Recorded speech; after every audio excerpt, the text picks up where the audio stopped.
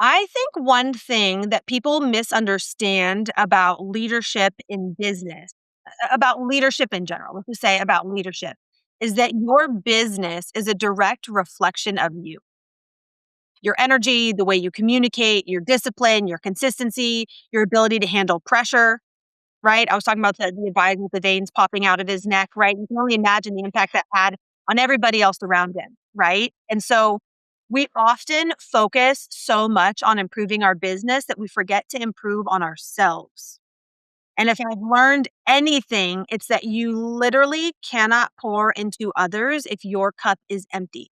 And so I have two young daughters, and I often suffer from mom guilt, feeling guilty about taking time for myself and not spending time with them or whatever, whatever.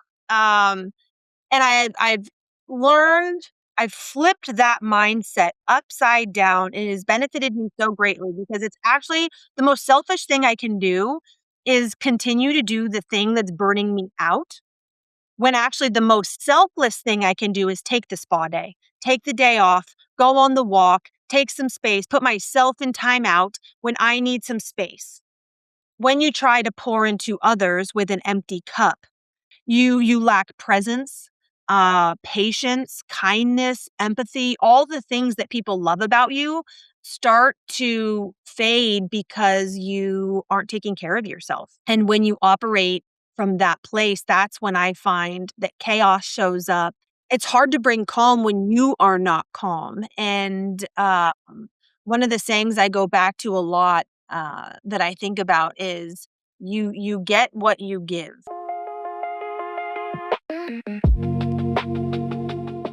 Welcome, everybody, back to the Sean Trey Show. I've got a really awesome guest with me today. Would you like to tell people who you are and a little bit about what you do? Yeah, you bet. My name is Kate Guillen. I am the founder of Simplicity Ops. I have been working in the investment management industry since the beginning of 2013, supporting financial advisors in an admin and ops capacity.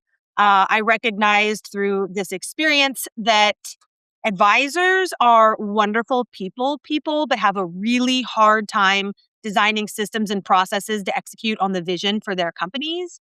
Right. And so after having worked in an RIA for numerous years, and implemented systems and processes and workflows and technology, I watched it work. I watched it grow the business. I watched it improve customer satisfaction and employee satisfaction. And we loved our jobs. We loved what we did. And the clients were very happy. And I thought, man, this could be a really cool business idea if I could partner with other advisors looking to grow and scale their business by delivering an exceptional customer service experience. And so I started what is now known as Simplicity Ops, which we are an operations consulting company that partners with advisors to help them deliver an exceptional customer service experience at scale by leveraging technology. That's awesome. So it's How fun. did yeah, you kind of dove in how you got started and that, which is awesome as well. But I've got a question because one thing that I'm fascinated with is systems. I absolutely love how systems can revolutionize things, revolutionize businesses, revolutionize everything from the most minor of things in our daily life to our entire experience of humanity, like functioning together. But you help businesses turn chaos into systems. And I want to ask you, like, why do so many companies grow successfully at first and suddenly start feeling overwhelmed and disorganized and things start falling apart? Yeah, I think this is a great question. And it happens, I mean, in every business. I specifically work with financial advisors, but I watch it happen even in my own business. Because in Yeah. the beginning, I think you can get by, which is like the grit and the hustle. Yeah. You add a team member, and you guys are working so closely together that you're kind of like extensions of one another. And so, at least in my experience, we were almost kind of like one mind. She was my mind reader. She knew exactly what to do, when to do it, because it was just the two of us working side by side for so long. But naturally, as the business grows and you add more team members and you add more technology and more clients, that communication starts to break down a little bit. And that's Yep. when you really need to rely on systems and processes and, it's SOP, standard operating processes outline and dictate how to execute on whatever the various, whether it's a service request or any sort of repeatable thing that you're delivering on. it becomes very important to have that documented to ensure consistency and to set very clear expectations. Because when those are not in place, I heard somebody say one time, if the expectation isn't set by you, it's assumed by them. And you and I both Oh, know what happens when we make assumptions. I think the saying mhm. is it makes an ass out of you and me. And I could 100%. not agree with that more. 100%.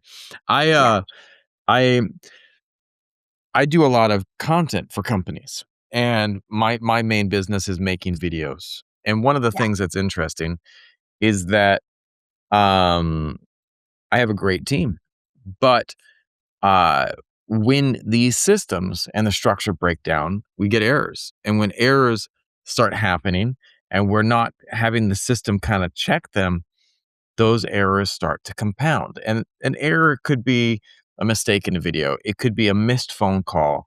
It could be, some type of thing where a ball is dropped. And at the end of the day, those little things, it's like death by a thousand cuts. The business will start to fall apart if you have too many of those happening. And one of the things that I have been really working with my team on is getting back to the systems, getting back to the and finding out if people can match the systems or if the systems need to adapt to match where people are at.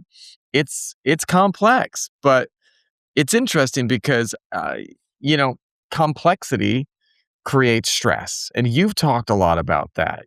Why do humans naturally make things more complicated than they need to be Oh man, I ask myself that question all the time. I'm in a every season day? right now of undoing and unlearning. And it's ironic because I literally named my business Simplicity because simplicity gets adoption, simplicity scales, complexity does the exact opposite of that. And even me, somebody who strives for like the utmost simple systems, can find myself in the chaos of complexity.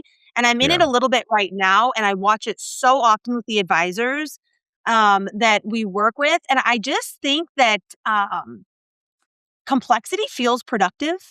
And especially right now, we're like, technology is advancing so quickly and AI and this and that. And we're just like, oh man, if I'm not keeping up on all this stuff, I'm going to fall behind. And we get excited and it feels productive and it feels like we're doing the right thing. But at the end of the day, when you step back, are you actually doing what's moving the needle? Because doing demos of technology and vetting a bunch of AI products, is it actually making you any more money? Have you yeah, been able to serve any more clients because of it? And if the answer is yes, keep doing it.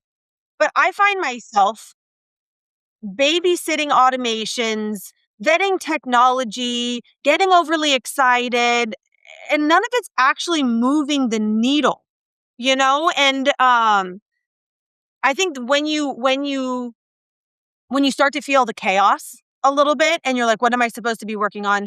Why, are there communication breakdowns? Why does the system feel hard? That's your indication that you need to take a step back. And usually, at least in my experience, the answer is we've overcomplicated the system. We've piled yeah. on too much technology, too much automation, too much AI, and it's hard to manage. And we actually like need somebody on our team to full time babysit these systems, which defeats the purpose, in my opinion.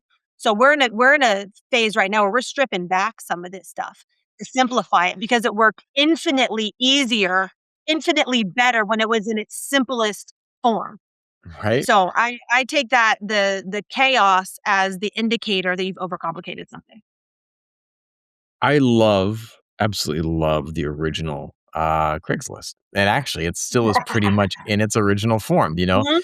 You think about Craigslist, it is a simple, like, waterfall type based thing that, around the world, you can click in cars, and you pick the type of car, and the website has been kept as basic as it looked, like, Mhm.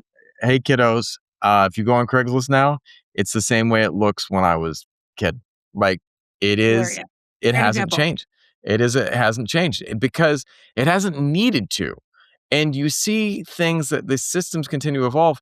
I have a certain service that I use for recording podcasts, that will go unnamed, that has continued to roll out new features, and the features continue to complicate things. And one of the things is, for a period of time, I had to stop using that service because they weren't recording podcasts well. My podcast kept dropping. And it's like when you get so much complexity in something and you lose focus of your core goal as a company, you have to have that, reevaluation moment of what is it that we're really trying to do and get back to the basics, you know?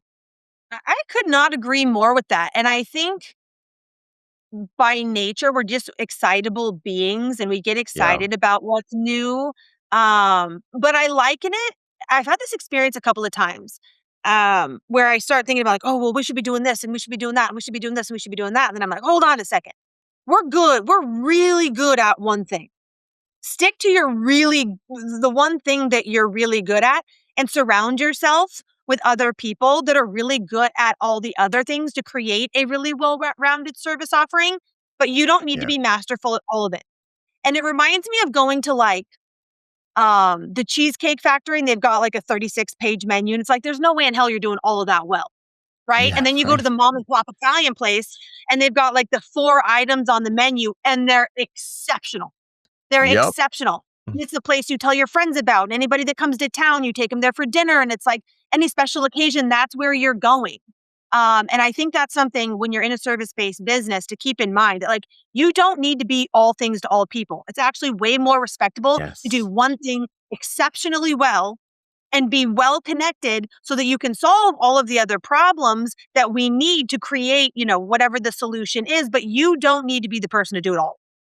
100%. I am fascinated by that as well. There is a restaurant right around the corner that I love to eat at. It's not a restaurant. It is a street food. Mhm. Is a little cart, and her name is Go Jang, and Jang sells the most amazing duck noodle soup, ridiculously delicious.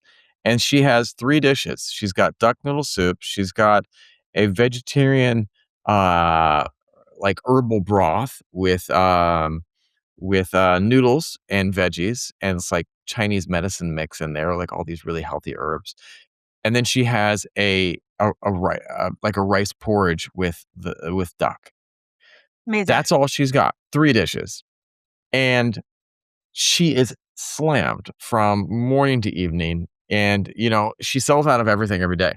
Absolutely everything is sold out every day, and I reference it all the time because if she added 25 extra things to her menu, it would not have the same value. It would not be the same. It would not be as good. But instead, she's doing those things that she does extremely well. And I Yeah. think that that's something we are driven to do more, and people are told that you want to do this, you need to push harder, push further, go farther, go faster. And the reality is like I think that we companies have missed it. And I think that these simplified systems are what it's really all about. You just said something really interesting. You're like, people are telling us to push harder, this and that.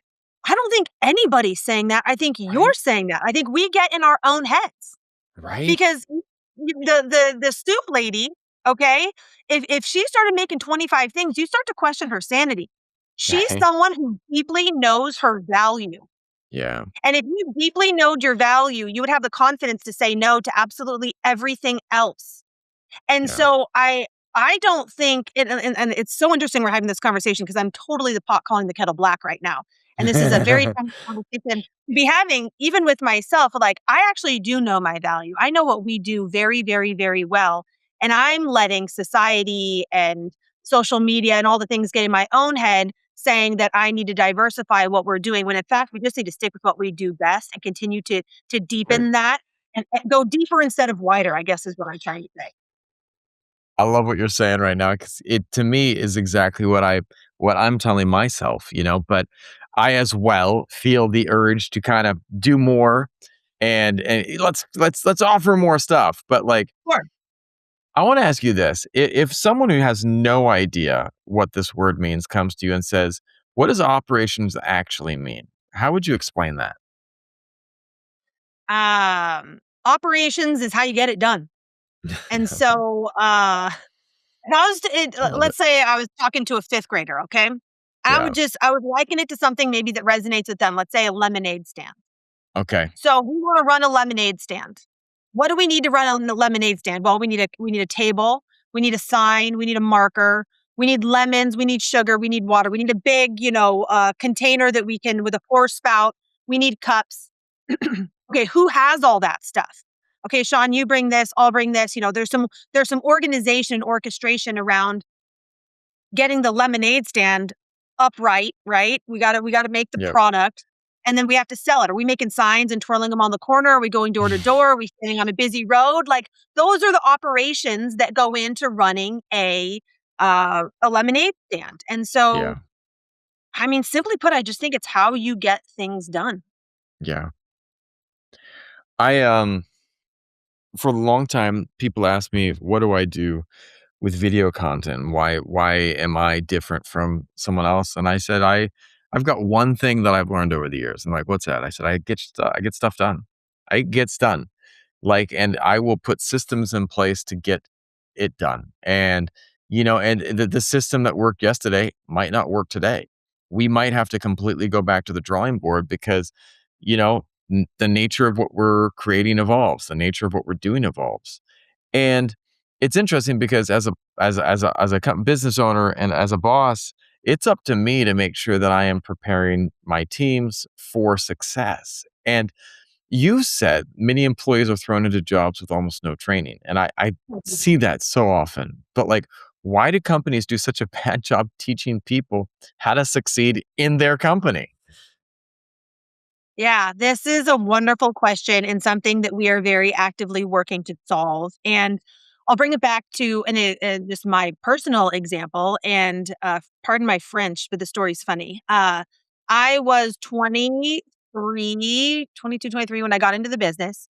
And I was hired because I had a strong administrative skill set and I knew the financial advisor's wife because we worked out together. And she Mm, said, "My husband's looking for an assistant. I know you've worked, in admin roles. You should go meet him." So I met him. He hired me. I didn't know the difference between a stock and a bond, and he was like a traditional stockbroker. Okay. And I showed up day one on the job, and he was kind of a tough guy. Didn't mince his words. He was I grew to love him, but he was a little intimidating, big personality. And I showed up day one, and he looked at me and he goes, "Hey, welcome. So here's the plan. Listen, I'm not going to teach you shit." And I looked at him and my heart dropped and I thought, "Man, well, I don't know shit. Like, who's gonna teach me then?" And he's like, "You're gonna sit in on every phone call, every meeting, every appointment. You're gonna listen, you're gonna take notes, and you're gonna ask questions, and you're gonna figure it out." And I thought, "Okay, well, I can do that." Luckily the industry's super interesting and he was meeting, we had lots of meetings. And so it was a heck of a learning experience. And at the time we didn't have things like ChatGPT. I had Investopedia. So when I didn't understand mhm, terminology or the language that was being spoken, I could go to Investopedia and I could educate myself. But I didn't feel like confident in my job for years. Like, they probably didn't see a return on their investment for 2 years, mm, and I was just limping by, and we were in a broker-dealer, so there weren't other people that were willing to, like, share their knowledge with me because we were all mm, technically in competition with one another, so yeah. it was not great.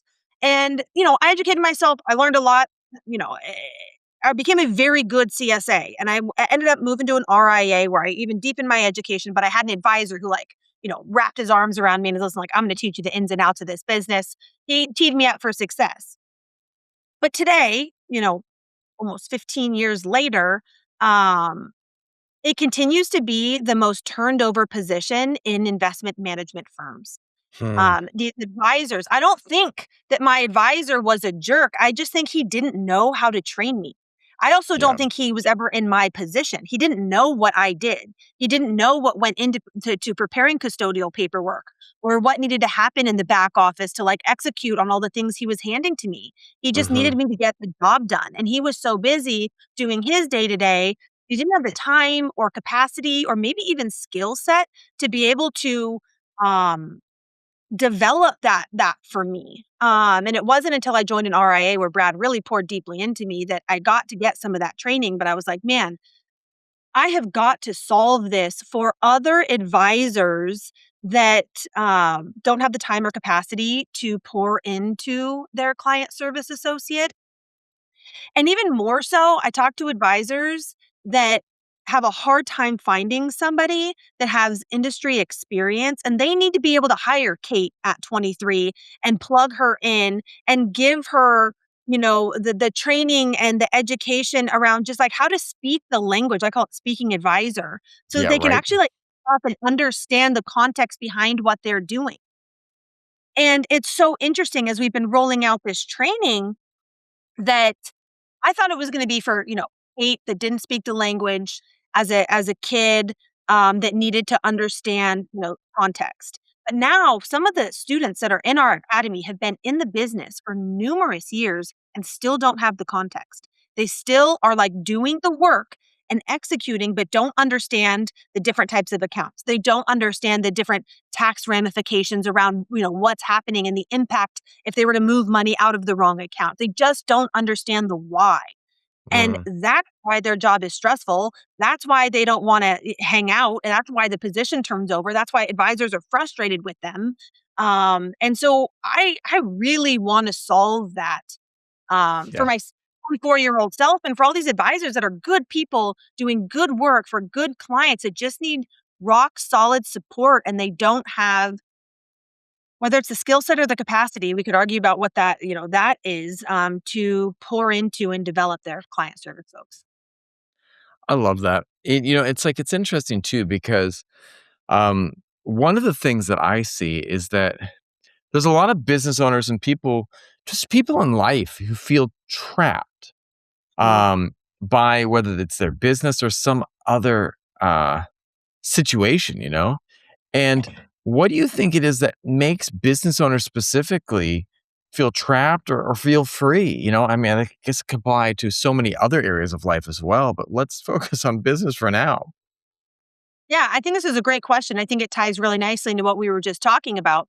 Those advisors that don't have capacity to pour into their new hire, are exactly the people that are trapped. Yeah. Okay. And so I'll give you an example of an advisor that I worked with who, um, man, his office was pure chaos. He was chaos. You could like see it in his neck, like you could see the tension in the way that he carried himself day to day. Um, and it was a result the trapped feeling he was feeling, the fire drills that were his office, the chaos that was his life was a result of having no structure. Yeah. And I think that is true when I have felt the most at peace, when I have felt the most free in my life and in my business is because I have very clear structure. And what that looks like is you have clarity around I don't know why I use this analogy. The seats on your bus. You have a small bus with limited seats, and that bus is your business. And you're very clear on what those seats are and who you need to fill each one of those seats. And when the seats are clear and you have the right people in the seats, the business hums. And it's because Yeah. everybody knows exactly what they're expected to do. They know exactly their role in the organization. And that level of clarity builds confidence. And confident employees don't quit. Yeah. Confident employees like their job. We all show up every day wanting to do a really good job. Nobody shows up to suck. It Right. sucks to suck, right? And it's really hard to do a really good job when the expectations aren't clear. And the best way Hmm. to set expectations is to have systems and processes and workflows in place that say, hey, Sean, when I ask you to do this, this is exactly what I need. Right? And we're not trying to create robots here. We're trying to help build your confidence so you feel really good about what you are doing. And the ripple down effect of a confident team is confident clients.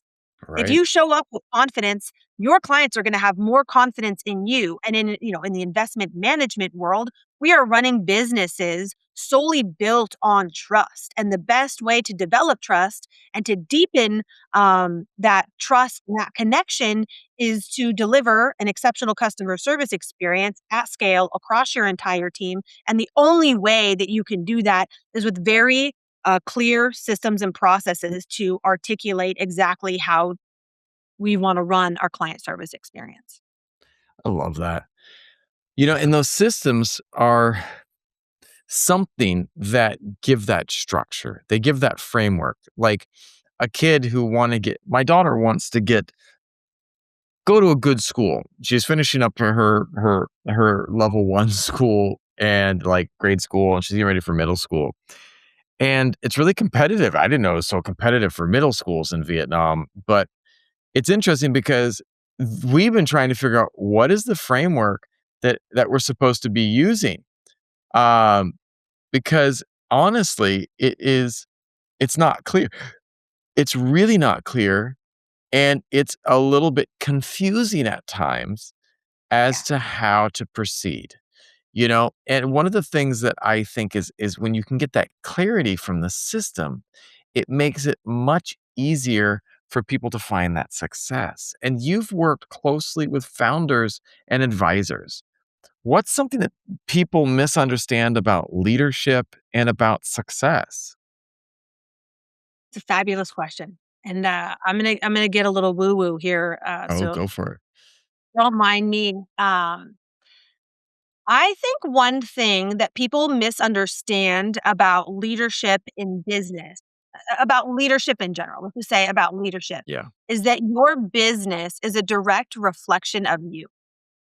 Your energy, the way you communicate, your discipline, your consistency, your ability to handle pressure, right? I was talking Yeah. about the advisor with the veins popping out of his neck, right? You can only imagine the impact that had on everybody else around him, right? Yeah. And so we often focus so much on improving our business that we forget to improve on ourselves. Right. And if I've learned anything, it's that you literally cannot pour into others if your cup is empty.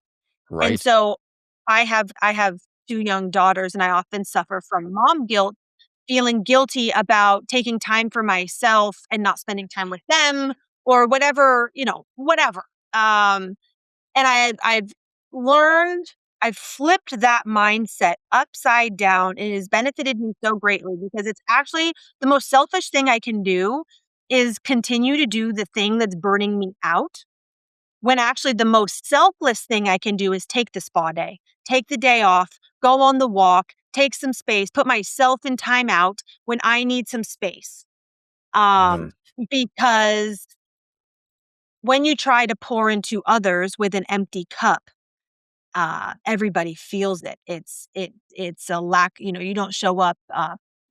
You lack presence, patience, kindness, empathy, all the things that people love about you.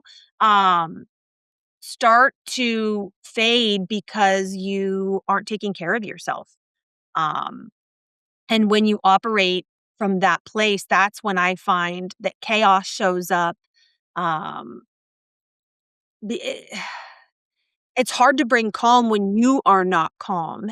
Yeah. And one of the sayings I go back to a lot that I think about is you get what you give. And Mm, so if you're giving chaos and nervous and burnt out energy, what do you expect to get in return? right. And I learned this the hard way a couple years ago where I have a core team member who I absolutely adore. And she looked at me and she's like, um, hey, things run better when you're not here. And I was like, "Well, that stings." And I did some reflecting on it, and I understood what she meant. I was nervous, I was chaotic, business wasn't going very good. I had made some bad decisions, and I've been so conditioned, by society or being raised by, government employed and parents that, like, I thought that, like, the only way I was gonna turn this around was, like, having my butt in the seat in my office. And it was Yeah. the exact opposite that actually helped me get out of that. And I had a great mentor at the time who said, "You need to be doing anything except working, sitting in your office. The work you need to be doing right now is on yourself. You actually Mhm. have all of the answers if you take the space to go think. So, where are you going to go think?" And I left my office for 7 days. And I sat in my backyard in beautiful, sunny Southern California in a hammock and got really comfortable not working. Yeah. And I realized through that experience that Catherine on my team was 100% right. I needed some space. I needed to give them some space, let them my nervous energy was really affecting all of them, and thank goodness she had we had a relationship like that where she could tell me to go kick rocks and take some space because it totally gave me the clarity that I needed to turn it around. So, I think about that when you're in moments of, like, chaos or disorganization that, like, maybe the most insane thing is to keep doing what you're doing. Isn't that the definition of insanity? Doing the same thing Right? over and over again, getting a different result. Maybe do the exact opposite thing, right? Right. Do the exact opposite thing and see how things change. See how it shifts. Because I think that What you're doing like, right now isn't working. What's the worst case situation? You know? right? It's like it's seriously like I have this one song that I had written for my wife. My wife is a famous singer in Vietnam. And Okay. the song's called What If. Okay. But this like the full lyrics are what if it all works out? Like that's the hook of the song. You know, I think we're so often preparing for things to fall apart that we forget that we can engineer systems to make them work out. And we are designing the system so often from a state of being mentally exhausted and going, I gotta fix it so that I'm not exhausted anymore. But when you're designing that system in that place, sometimes you're putting that energy in there. And I want to I ask you totally this. agree. Yeah, a lot of people feel mentally exhausted all the time, but how much of that comes from poor systems and constant chaos instead of just working hard? I mean, I 99% of it. Yeah, I, um, I think back to one of um, most free times of my life as a business owner was in November of this year. I got to go to Hawaii with my family for a week, and I did not bring a laptop. Um, and it was because I had full faith in my team. I had the right people in the right seats. My bus was immaculate. We had workflows and systems in place. We had great clients. Everything was humming. And the same is true about the advisors that we work with. It's The chaos is just a result of a lack of clarity. And the only way that you're going to get that clarity is by having a clear vision on what the goal is, the why. Why are you doing what you're doing? And you kind of like reverse engineer it and figure out, okay, so how do I do that? Who do I need to be able to do that? And yeah, what are they going to be doing? yeah, Um, and it really does I probably sound like a broken record, but it really does come down to structure. You need yeah, to have a clear structure in place for who you serve, what are you doing, who's gonna be doing it, and then documenting those process so that everybody knows exactly how to operate, so that anybody can take a break. Shoot, somebody on my team got really sick this year, okay? She was in the hospital yeah. for 20 of 90 of the first days of the year. Oh, That wow. there is there has never talk about breaking a system, okay? Having a Yeah, core person on a small team be out unexpectedly. yeah, And so this is something that everybody needs to keep in mind. If somebody on your team needed to be out for 20 days without any sort of like transition or handoff, could you do it? If the yeah, answer is even slightly no, your systems aren't that good. And we're the yeah, systems and processes people. And it took us numerous numerous days to be like, okay, we got this. We can pick up where she left off. yeah, That does not feel good to a business, to anybody in the business, whether you're the leader of the organization or whether you're one of the team members. It's an uneasy feeling, and lucky for me, I got a kick-ass team of people, and we were able to pick it up. But it's something that everybody needs to ask themselves. I think that's a really important question, and if you waver or hesitate on that at all, it's time to assess your systems and make sure that they are absolutely dialed and buttoned in, so somebody could leave unexpectedly and it wouldn't break. It wouldn't be a breakdown. I love that. You know, you talk a lot about structure and simplicity. And Mhm. we've been dancing around this, but why do simple systems often work better than complicated ones? I think it comes back to what we've been talking about. I think it's clarity. I think, Yeah, people, uh we tend to think that complexity means sophistication, yeah, that, that there's right. more tools and more steps and more meetings and more process, like, I just that complexity is what creates the friction, the chaos and things that we're talking about. The businesses that can't operate without their leader, um, there's too much friction because it's too freaking complicated. And the friction creates inconsistency, and the inconsistency creates stress. And like you were talking about earlier, that's when balls get dropped, that's when errors are made. And the simplicity removes that friction by removing unnecessary decisions and communication. And it just creates clarity around what's expected of you and what needs to happen next. And it's easier for people to understand, which means you're going to get greater adoption. And that's the whole point, is mutual adoption of these systems to ensure consistency. And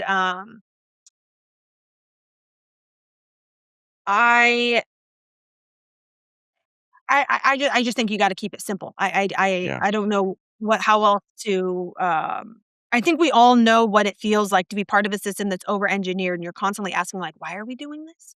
Right. Um, and, you know, when you start to feel that chaos and that feeling around, um, a lack of clarity, that's when you need to take a step back and assess what you're working on. And, you know, you had said something earlier, like, you need to be flexible, and your systems need to evolve, but it's also perfectly acceptable to go backwards. If the system evolves to fit and meet your needs at whatever phase of life you're at, great. But if it starts to break down after that evolution, it's perfectly acceptable to go back to the simple system in its original form and adapt from there.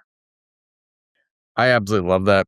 One of my favorite simple systems was something that I'm going to date myself here, but Southwest Airlines, when it Yeah. first started getting going. Do you remember Southwest's original boarding stuff? They had the plastic tickets. And what Mm. you would do when you came to Southwest, this is a long time ago, and Southwest had these 737s where they had seats that faced each other. It was a really weird, it felt like a party bus. For one of the it was really weird. They had these seats, there was one table you got to sit and, like, stare at these other people on the flight. For these short hauls, it was whatever, but there was, like, a little table in the middle. But they had this boarding method that was essentially you show up, the first person that shows up gets ticket number 1, the second Oh, person, wow. ticket number 2, and it was just the whole airplane, and when you got there, you got your plastic ticket. You lined up, and everyone had the plastic ticket. There was no cheating. You saw, "Oh, you got 5, I'm 6," and then boom, you just line up in order, and they did it in sections, but, like, people would get there, and they would get there really early, and there was none of this, "Boarding this group, boarding this Right. priority premium, this." It was the fastest boarding experience I have ever been on. And the wild thing is when you got on the plane, there was no assigned seats. You sat anywhere you wanted, and the whole goal was to get people to arrive early, and then they would be organized when they got on. There was none of this, like, some people run to the back, some people sit at the front, and the airplane. I still, in all my years of flying, and I fly a lot, have never had a faster boarding experience in my life. These plastic tickets. You come, you show up, and people were polite. They got there on time, and, like, then they everyone had to start creating complexity in these systems. "Oh, well, we've got this group. Well, we need to have these." You know what? High level business people and your regular Joe, average Joe, were showing up at the same time and boarding quick, and that was beautiful. But Yeah. I think that we get obsessed with more complexity, thinking that it's better, but so often it is not. That's been my experience. I just find that complexity, it just has the complete opposite effect. It erodes the clarity, it erodes the trust, it makes it hard to understand, and people aren't going to be willing people aren't gonna buy into something they don't understand. Yeah, right. I want to ask you one more question. If someone listening right now feels overwhelmed, disorganized, or just constantly behind in life, what's the first practical thing they can do to regain control in their lives? We kinda talked about this earlier, but I just wanna reiterate this. Stop doing whatever you're doing right now that isn't working. Right? Um, take a step back and figure out how you can simplify things. And ask yourself questions around, are you doing the high value work? Because I often find when I'm feeling overwhelmed, I'm like sucked into emails or sucked into admin things that is not really the highest and best use of my time. Like, why am I doing that stuff? Do I have a system in place to be able to delegate that to somebody else? Try to create more capacity for yourself. Yeah. And it's a really, really hard thing to do when you're overwhelmed because you just feel like you're already bearing the weight of the world, and if you were to take a break, it's only going to compound. But what you're doing right now isn't working, and that's gonna compound way faster than your email inbox if you take a break. And, Right. we had talked about this earlier, taking care of yourself. Do if sitting at your desk and doing the work isn't working, do something that makes you happy. Go Right. play pickleball, take the dog on a walk, play hooky and go for a walk with your husband, call your mom, like build yourself up, boost your confidence, do something that you know, uh, how to do the opposite of whatever you're doing right now. I don't know if you if you follow the Hermosis, but I saw something the other day, so I don't know if you watched the interview that he did with Tony Robbins, but, like, No. dude set insane goals for himself, and it was, like, 10,000,000, 100,000,000, it's a billion, okay? And at every stage of success, he was more and more miserable. Mm, And, like, from the outside, he's got everything going for him. He's running incredible businesses. He's, helping people. It seems like it's fulfilling. He's yoked. He's taking care of himself. And on the inside, I think Tony said something to him in the interview about like, well, like, what are you doing to like make yourself happy? He literally said, F happiness. And Tony's like, that's the problem. You're literally yeah. never going to be happy because you never do anything for yourself to make yourself happy. And guess what? They're going to have a baby. They did the exact opposite of what they've always preached. They've always said, I'm going to work 16 hours a day or 16 hours a day.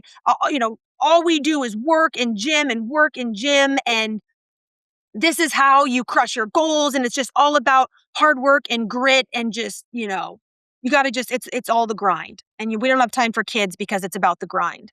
And that was not making them happy. And so they literally did the exact opposite of what they've been preaching, and now they're going to focus on each other and their family. And I just think that is a perfect example of somebody who's achieved incredible success, and is still not fully fulfilled. And so if people feel that way, um, like I did in 2023, I did exactly the opposite of what wasn't working, and I took space for myself to go sit in a hammock in the sun. So whether it's making babies or taking space to go sit in the sun in a hammock, do the exact opposite of what's making you feel overwhelmed. I love that. Absolutely love that. I think that there's so much to be learned from all this, and I think that, like, at the end of the day, you have to figure out what it is that is making all this important for you and worthwhile for you. The other day, uh, we had an employee party. It was a tough week last week, and my workers, we had set up this employee party, and I just wasn't feeling it.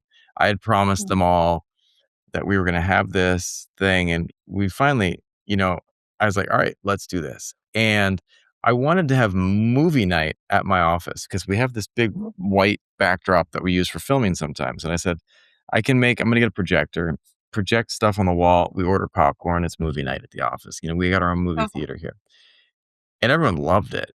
But I bought this new type of projector, that it's, like, so much better than all the old projectors. It's, like, 1080, super cheap, connects to Google, Netflix, it's, like, got Android on it, and my wife and my daughter and I, we figured out that we can aim it at our ceiling, and now our ceiling has become, like, our movie theater, and we just lay up there, like, my daughter started summer vacation, and we've been watching movies every night.